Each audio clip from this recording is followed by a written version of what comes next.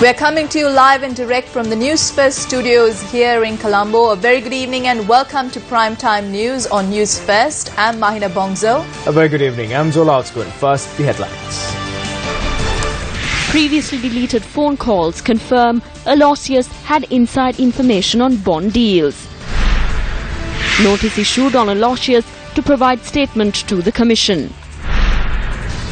Supplementary budget of over 240 million proposed for MPs, new vehicles and house renovations.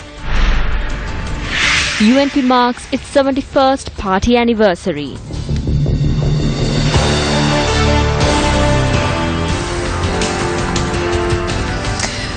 The telephone conversations played at the Presidential Commission today exposed that Arjun Aloysius has inside, confidential and price-sensitive information ahead of Treasury bond deals. That's right. Newsfirst Zulfiq Farzan, who has been continuously covering the Presidential Commission of Inquiry, reports on Bondgate. But first, we go to Faraz Shaukat Ali, who looks back how it all started. When Newsfirst initially started to report on the central bank bond saga, we pointed out to a serious conflict of interest scenario. We were also the first to ask for the removal of Mr. Arjuna Mahendran as the governor of the Central Bank of Sri Lanka. What we were met instead was with a stone wall. The Prime Minister, Mr. Ranil Wickremesinghe, lost no time in defending Mr. Mahendran, saying that he couldn't suspend him, he couldn't remove him, and he wanted him to carry on. In March 2016, a bond saga or a scandal of greater proportions took place. All the time, Mr. Mahendran was still in place, and all the time, Newsfirst continued to point out the losses and the fact that Mr. Mahendran should go. Finally, today, we have a situation where in open court, the public have learnt of the extent of the treachery surrounding the bond saga. Finally, Newsfirst reporting has been vindicated, and our report tonight will show you exactly how that is. The chief dealer at Perpetual Treasuries Limited, Nuwan Salgado, testified before the Presidential Commission of Inquiry today. Arjun Aloysius from Perpetual Group is the son-in-law of former governor of the central bank, Arjuna Mahendran. Kasun Palisena served as the chief executive officer of Perpetual Treasuries Limited. Conversations between Arjun Aloysius of the Perpetual Group and CEO of Perpetual Treasuries Limited, Kasun Palisena, that had taken place on the 29th of March 2016 were played at the Commission today. What is significant is that these phone calls had taken place while a Treasury bond auction was taking place. The following is a recreation of that conversation. Yesterday there was a meeting with all the state banks and they were instructed to bid low. Our friends at NSB and BOC said that they want to bid at a low rate. There's a proposal to remove SRR. The rate hike anticipated by the market will not take place. People from the department say if you bid today, bid high because rates will go up on Thursday. Whatever we do, we must do it today. We will have competition on Thursday. I have a 60 billion figure in my head. The disadvantage we have, that is the Templeton Fund, is selling its holdings. I'm concerned, but there's a plan for that. I have clearance on the cut-off mark. These conversations revealed that Perpetual Treasuries Limited wanted to use Pan Asia Banking Corporation to place some bids on behalf of them to the tune of 5 or 10 billion rupees. A second conversation that took place on the same day between Aloysius and Palisena was played at the Presidential Commission. This call was moments after the first call. The following is a recreation of that conversation. I got to know the EPF will place 15 billion. Any bid between 1350 and 1450 will be accepted. There's unofficial information. A friend in a powerful place told me it's better if we bid more. 5 or 10 billion should be at a higher rate from PABC.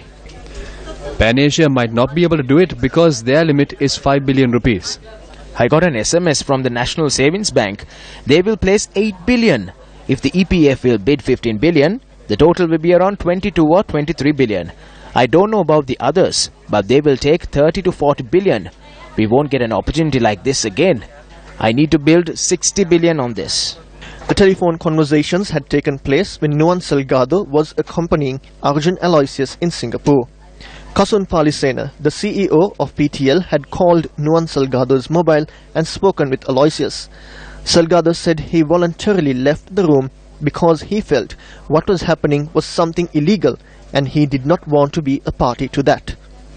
A telephone conversation between Kasun Palisena and Nuwan Salgado that had taken place on the 12th of August 2016 was played at the Commission. In this conversation, Kasun Palisena requests Salgado to obtain the statement made by Palisena to cope from Arjun Aloysius.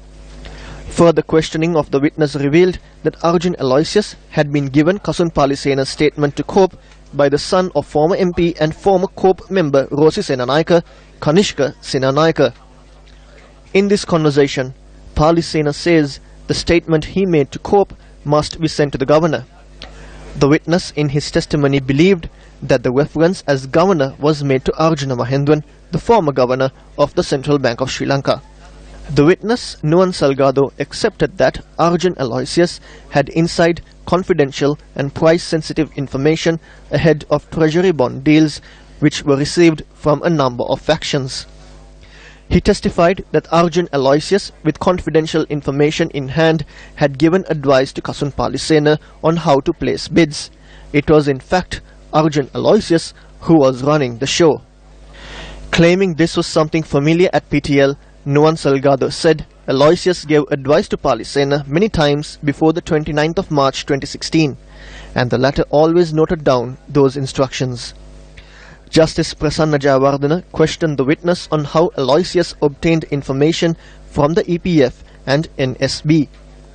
Salgado said Aloysius would have got the information from Chief Dealer at the EPF, Saman Kumara, and Chief Dealer at the National Savings Bank, Navin Anuradha. Nuwan Salgado also testified that Arjun Aloysius was aware of the cut-off mark at the auctions. The final decision-making authority on the cut-off mark at auctions is the governor of the Central Bank of Sri Lanka. The witness said the governor at the time in question was the father-in-law of Arjun Aloysius, Arjuna Mahendran. Additional Solicitor General Yasantha Kodagoda questioned the witness of PTL's phenomenal profits of 11 billion rupees generated between 2015 and 2016. Salgado said during this time, Arjun Aloysius was in possession of confidential and price-sensitive information, and this would have attributed to the profits. Nuwan Salgado, who is now considered as a whistleblower, says he does not fear Kasun Palisena, but says he might face a threat from the names that he exposed today. Additional Solicitor General Yasantha Kodagoda pointed out that the security for Salgado and his family can be provided following a threat assessment done by the Witness Protection Division of Police. He requested the Presidential Commission to take an urgent decision on the matter. Additional Solicitor General Yasantha Kodagoda requested for the details of Arjun Aloysius's Sri Lankan and Australian passports. The Presidential Commission of Inquiry also received a safe this morning in order to place all the confidential evidence that it receives. The Presidential Commission of Inquiry has sent notice to Arjun Aloysius to come to the Commission and provide a statement to the officers assisting the Commission. Now, when the officers had visited the residence of Arjun Aloysius, he had not been there and he was also not present at his workplace. The Aegis Department thereafter informed the Commission that the maid at Aloysius's residence and Aloysius's personal secretary, an individual named Samuel, had also not cooperated with the officers. The Commission thereby instructed the lawyer representing Arjun Aloysius to inform his client that he must come and give a statement, because in the coming week Arjun Aloysius will have to give evidence before this Commission. Minister of Development Strategies and International Trade Malik Samaravikrama made a statement in Parliament today. I hope to make a clarification regarding a story aired by the Sirasa Media Network on the 28th of August 2017. The report implied that I had sold shares of one of my companies to Nandana Lokuvithana and that I was protecting him. I wish to inform that in October 2008, I sold off a minority stake of 15% of Spayville Ceylon Private Limited, which owns the M&M Centre. I resigned from the position of director of that company, and later, based on the request of the new shareholders, I served as a non-executive director. I resigned from the position as well in August 2015. Thereafter, I have had no dealings with this company and am not responsible for its transactions.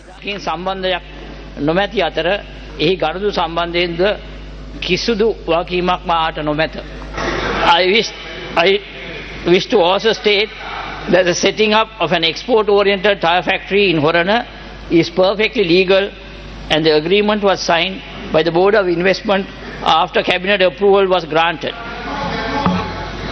Only the tax concessions available at the time the proposal was received have been granted, and no special concessions have been given by the Board of Investment to this company. Originally, the investment was to be US dollars 45 million, but we are now aware that the company will invest 125 million within 2 years and a further 125 million dollars within 4 years. Around 3,000 will be employed, and the export turnover will be over 400 million on completion of this project. This is one of the biggest investments in recent times in the manufacturing sector. It has also been reported in some newspapers that the land for the project was given for $1. This is a diabolical lie. It's a complete distortion of I'm asking a question based on his statement. Does that mean that Sirisa has not said a single truth?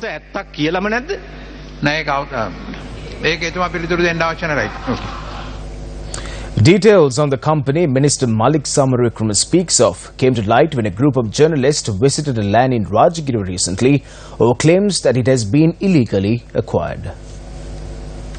An official from the building adjoining the land in question told the journalist to inquire into the matter from Minister Malik Samaravikrama. ඉස්සල්ලා හිටියේ mister Malik Samarawickrama. දැන් කවුද? දැන් ඒක විකුණලා තින්නේ නැහැ. මොකද්ද trans එකක් තියෙනවා ඒක අපිට කියලා නැහැ. අපිට තියෙන්නේ කියලා තියෙන මැනේජ්මන්ට් එක චේන්ජ් වුණා කියලා විතරයි. මලික් සමරවික්‍රම අමතුමාට කතා කළා. Upon further inquiry, it was revealed that Malik Samaravikrama was a shareholder of Spayville Ceylon and by the 30th of September 2008 had sold his shares to Hong Kong-based Bridge Holdings. And as at the 14th of July 2017, the shares of Spayville Ceylon were being held by Nilona Lanka Private Limited. Following this transaction, Nandana Lokuvitana was appointed as director of this company. During this time period, Malik Samaravikrama has been in and out of the board of directors of this company. He resigned from the board of directors in October 2008 and joined once again on the 12th of May 2011, only to quit on the 4th of October 2011. He rejoined the board of directors on the 23rd of November 2011, only to resign once again on the 20th of August 2015. This indicates that Malik Samaravikrama resigned from the board of directors of this company 3 days after the 2015 general election. Who is Lokuvitana? He is Mahinda Rajapaksa's associate behind the Marriott Hotel. Now, who was it that got him down to the country? It was none other than Malik Samaravikrama, who held no official position but the chairmanship of the United National Party. So Malik Samaravikrama assures Lokuvitana that he will be safe from the FCID since it is his government now, and said that he would take care of everything. We initially thought that Malik Samaravikrama gifted him with just a tyre factory.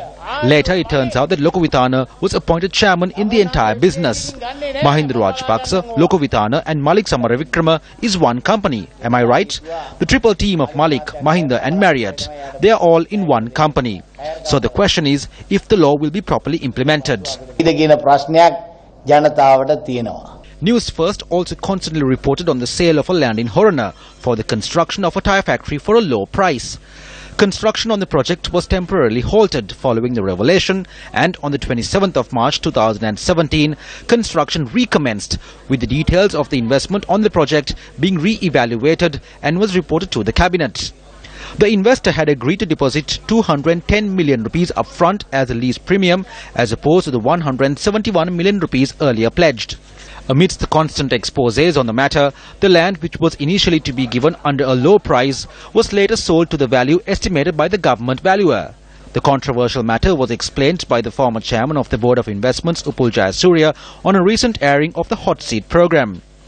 While we have constantly exposed the fraud and corruption committed through the bond transactions, we stand firm by the revelations we have made. All these matters were exposed following proper consultation with experts in the fields. However, while some went to the extent of delivering statements in Parliament to conceal fraud and corruption, others placed footnotes on the COPE reports. Nevertheless, details continue to come to light before the Presidential Commission of Inquiry. Similarly, we stand by the revelation we made on Minister Malik Samaravikrama. We have the details on more transactions carried out, and we intend on placing them before the public in the near future. While the truth may be bitter for some, the truth can never be hidden.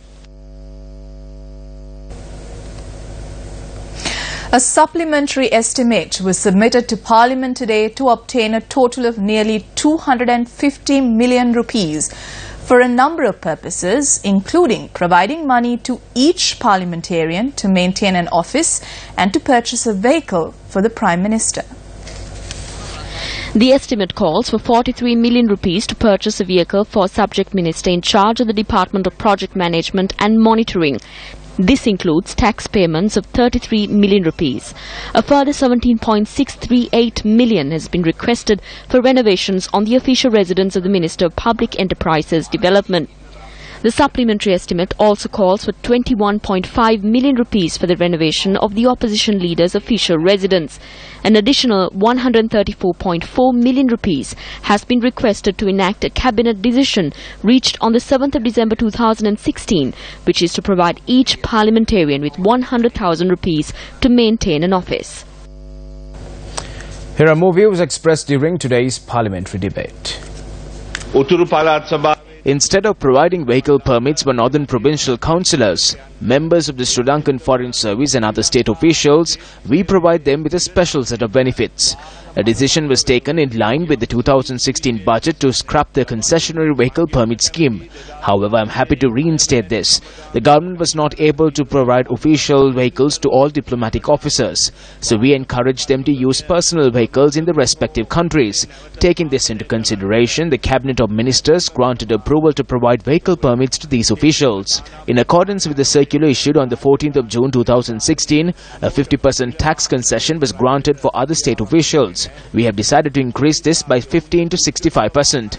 These concessions are being granted with pure intentions. We are not granting concessions for individuals to engage in businesses.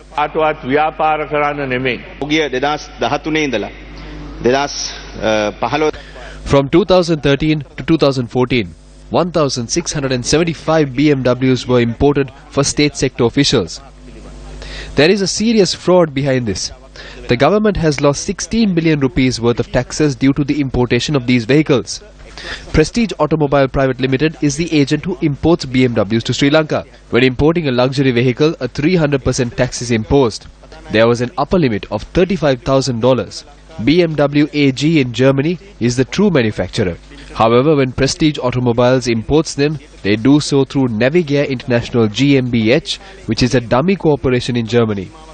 They get fake invoices from this company and show them to the customs.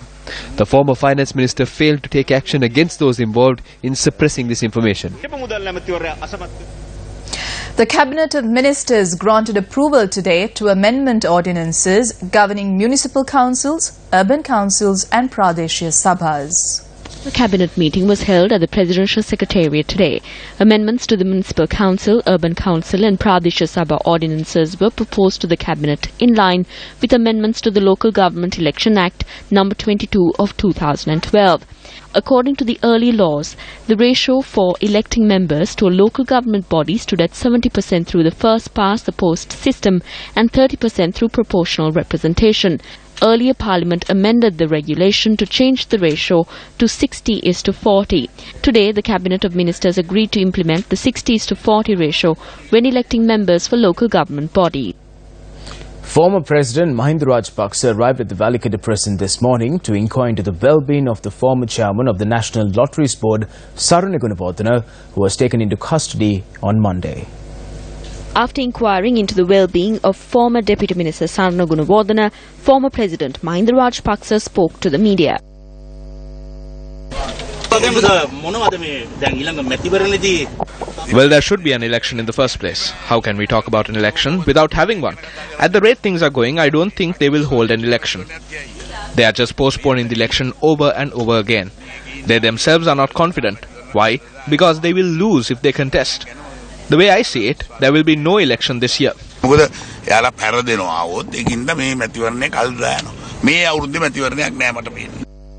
News. A multi-religious program was held at the United National Party headquarters, Sirikota, today as part of a series of events in line with the party's 71st anniversary.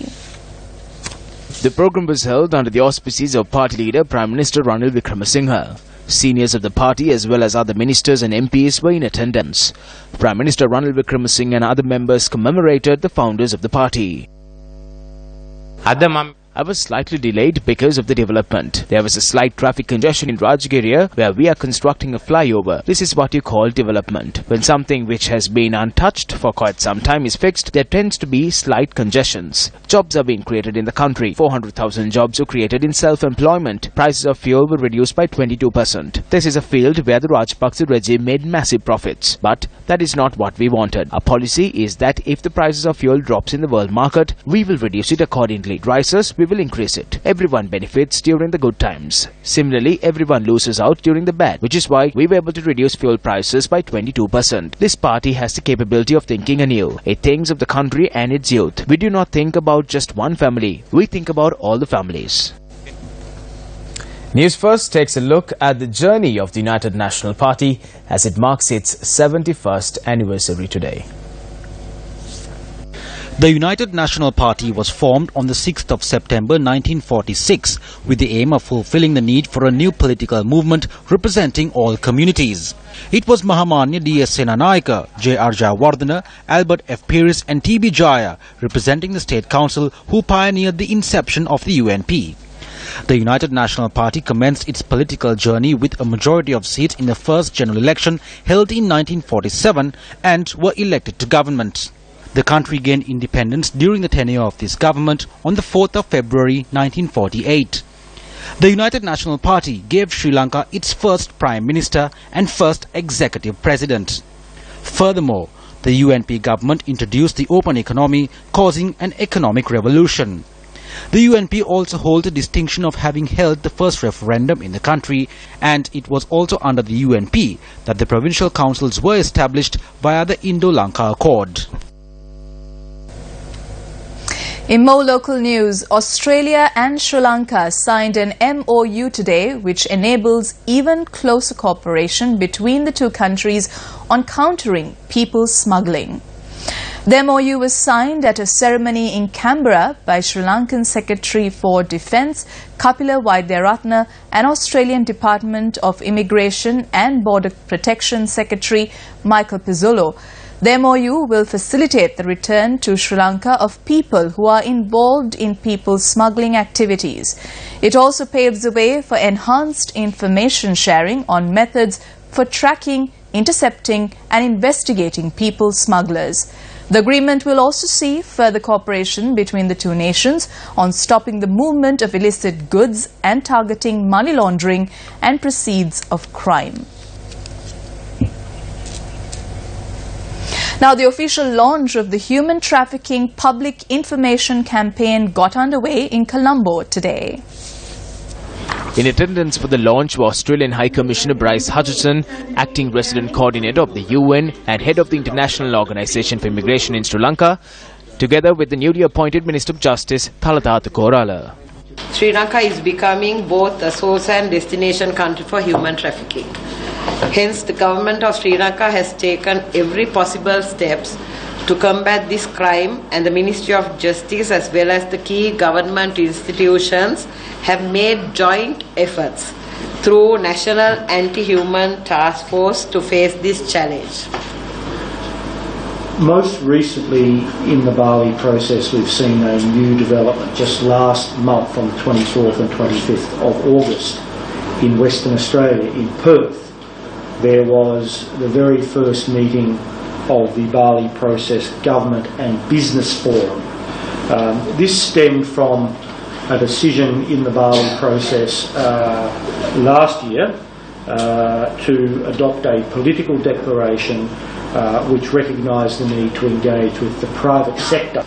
This forum brought together ministers, officials and business leaders, and on the business side Mr Chevan Daniel from the Capital Maharaja Group, and I in fact met Mr Daniel just yesterday to discuss the way forward for the private sector here in Sri Lanka in working with government and others to combat human trafficking.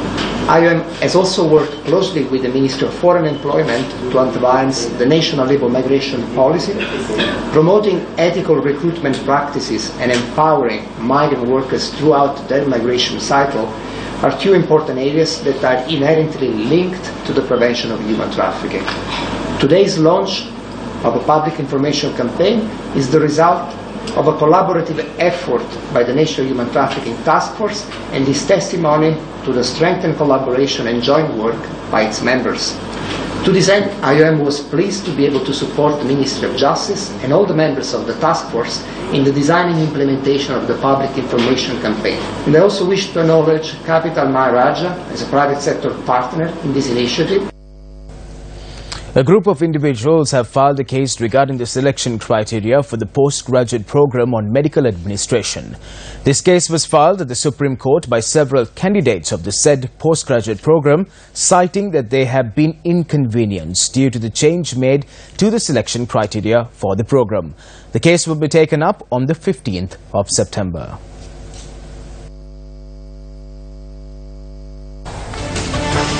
Well, chasing 171 for victory, India were 12 for no loss at the end of the first over. With that, we conclude today's edition of Primetime News. I'm Mahina Bongzo. I'm Zola. It's good. Take care. Good night.